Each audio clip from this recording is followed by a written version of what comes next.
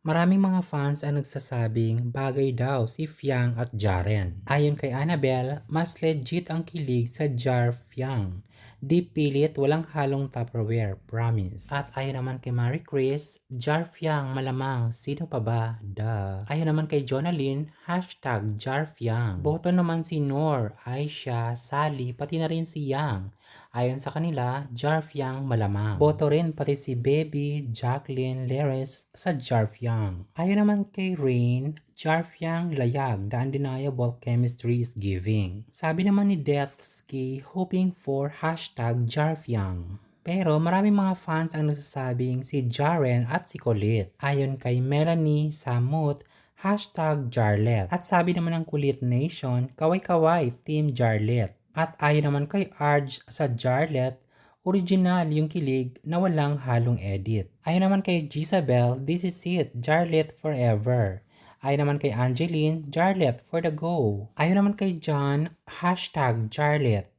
Ayon naman kay Jing, kahit masakit na, Gorabels pa din hanggang mag-violet. Hahaha, iba yata ang tinutukoy nito. Ayon naman kay Che at Ira, hashtag Jarlet.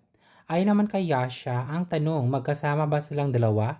Kasi ilang araw ng awkward. Ayon naman kay Shai, ba't bang hashtag Jarlet?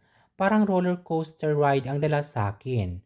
Nakilig, natuwa, nasaktan, pero pilit pa rin pinaglalaban kahit ang hirap na minsan. Meron naman ibang mga fans na nagsabi na bagay din si JM at Jazz. Pero maraming disagree sa comment. Sabi naman ni Glenda, bahala kayo dyan, hashtag Jarfiang moment lang ako makilig. Sabi naman ni RR Summer, bagay naman sila pero mas si Fiang pa rin ang matimbang. Syempre, idol natin yun. Sabi naman ni Dulce, hindi bagay.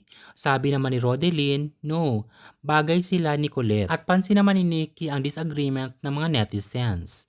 Sabi ni Nikki, ha ha ha, kadami ng haters sa comments. Sabi naman ni Joy, yung ngiti ni JM iba pag si Fiang ang kasama. Sabi naman ni Sagwa, ewan ko ba kahit sa ang sulo ko tignan, di ko makitaan ng spark. Yan lang napansin ko sa dalawang to. Pwede pa ang Binsoy at Jazz, mas may chemistry pa or pwede din Jazz D. Hindi rin agree si In dahil sabi niya mag-ate sila tignan. Syempre, mas maraming fans ang nagsabi talaga na mas bagay si Fiang at JM. Ayon kay Marian at Jessel May, hashtag JM Fiang. Ayon naman kay Christine, ito the best. Ayon naman kay Rodfield, pag sila nagkatuluyan, mga immortal sa kagandahan at kagwapuhan, mga Junakis nila. Sabi ni Siram, this is all I want. Sabi naman ni Shade, my heart is for hashtag JM Fiang. Sabi naman ni Alma, ito the best, di sayang panahon. Sabi naman ni Ashley, magkamukha na kayo, hashtag JM Fiang. Sabi ni Riza, ito talaga the best among them all at mas malakas ang chemistry nilang dalawa. Hashtag JM Fiang. Sabi naman ni Julie, lakas ng fandom ng JM Fiang talaga. Kayo bilang mga fans, sino ba sa kanila ang pipiliin nyo na mas bagay? Jaren at Fiang? Jaren at Colette?